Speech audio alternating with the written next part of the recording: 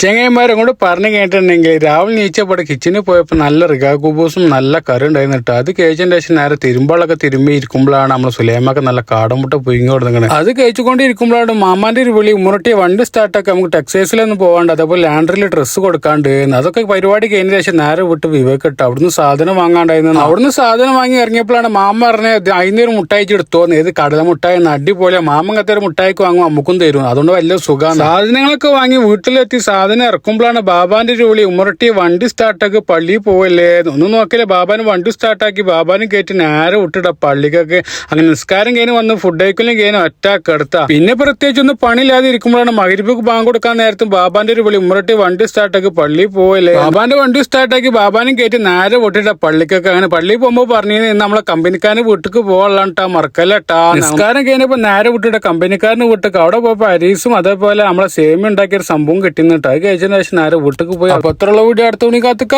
Okay bye.